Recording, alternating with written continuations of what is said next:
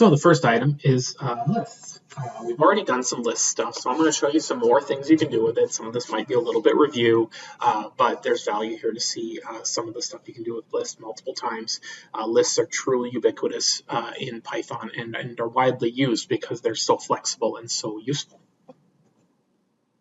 So first thing we're going to do here, just to declare a list variable. We've done this, so this will be a review.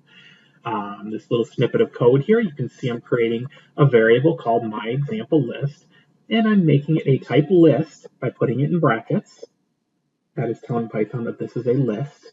And then I'm assigning multiple items to it. I've got a string, 2 strings, 3 strings, 4 strings, an integer, and a float.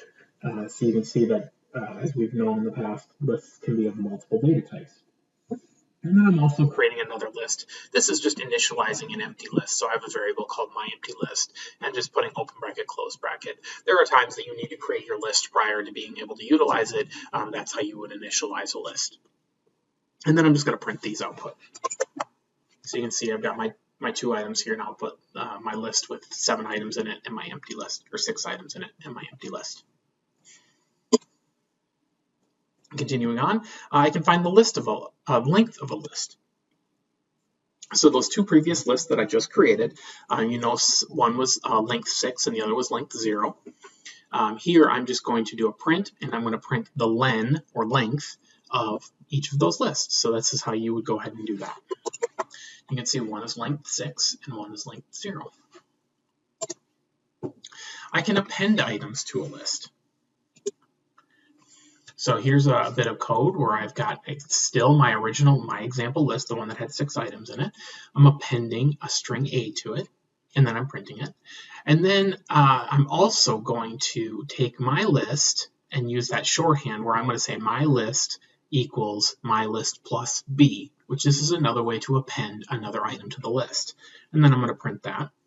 And then here's another one where I'm using that shortcut. I'm saying my list equals my list plus, and I'm going to add 4, 6, and 9 to it. So here I can have multiple items to it using this structure, and then I'm going to print it again. You can see here I've got, this is the one with just A appended to it, and then I appended B to it, and then I appended those 3 items to it. Just different ways to do the same thing. Now when you use the append method, you can only append 1 item. So I can't do append A, comma B, comma C, comma D.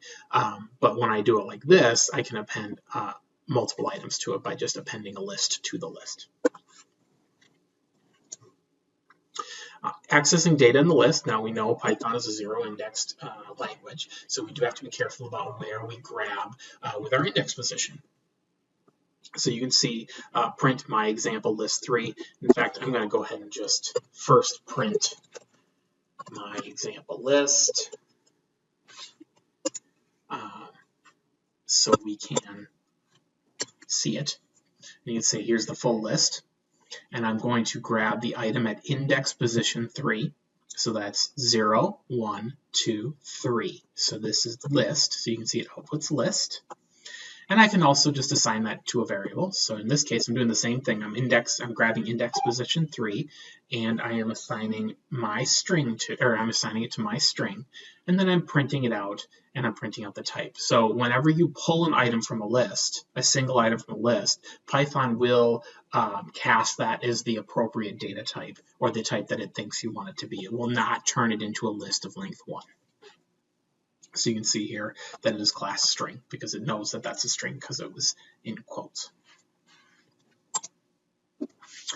I can access multiple items in a list. And when I do that, it becomes another list of shorter length. So in this case, I am taking my example list. In fact, I'm going to just go ahead and do it again. I'm going to print my example list.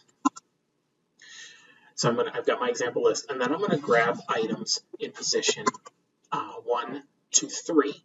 Now, when you do this, it always includes the first one, and it always excludes the last one. So when I say this, I'm saying give me item in index position 1, and give me item in index position 2, but do not give me item in index position 3. That's where I want to stop.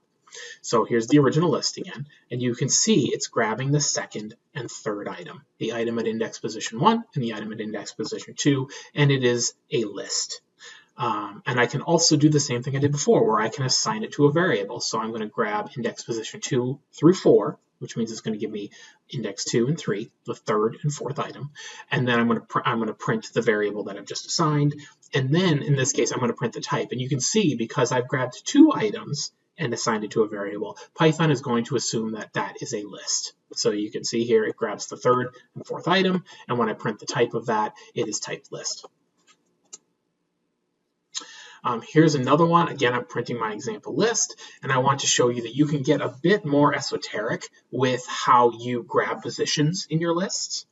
So here I'm taking my example list. I'm just going to show you, here's the list, and I'm saying, give me my example list, index positions, length of my index list, -1.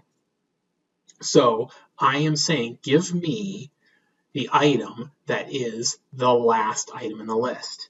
And the reason is because I know that my list is 1, 2, 3, 4, 5, 6, 7, 8, 9, 10, 11 positions long. So this becomes 11.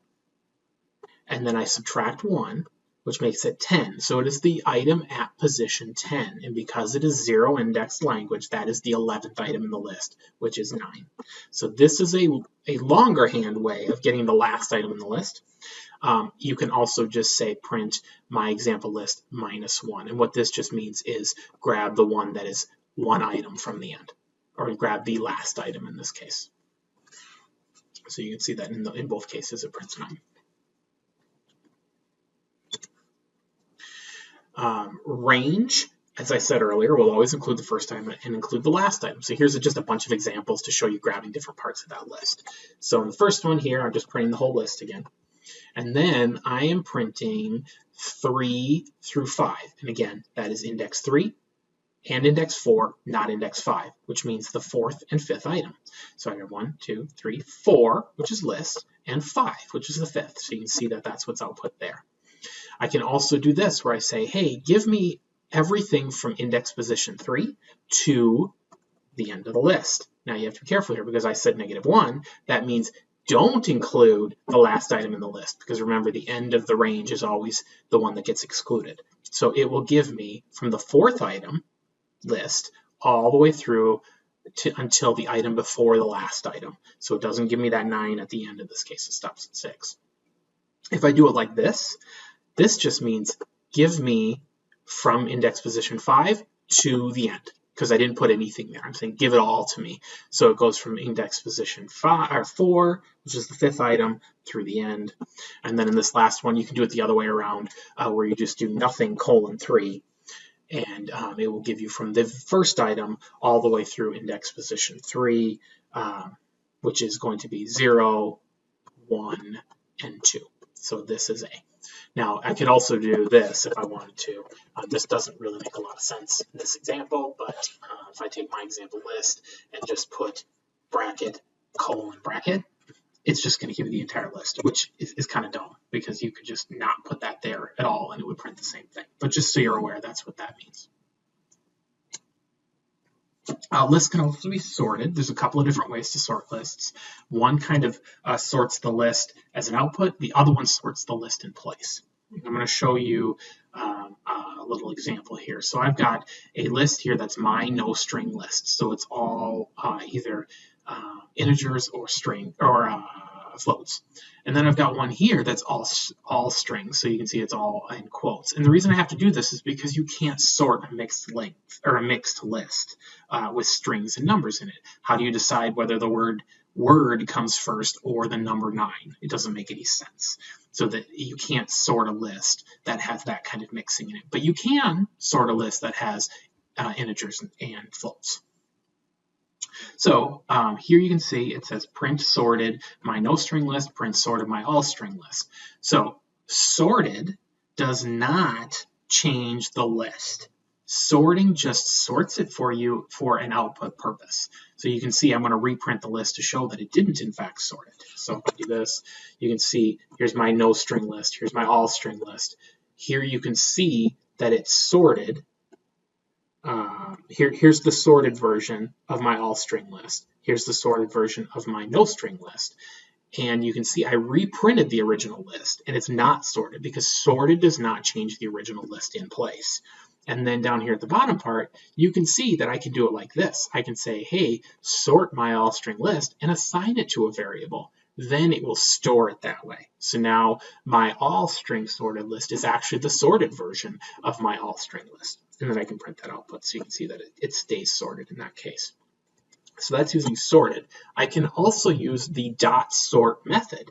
What the dot sort method does is it sorts the list in place. So you are actually changing the list in this case by sorting it. So you're moving everything into the sort order, and then I'm printing the output. You can see that that list, that all string list, is now sorted in place.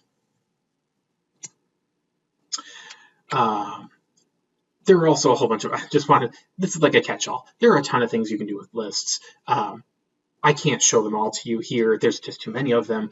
It's the kind of thing where you're like, I need to do X, Y, and Z with my list.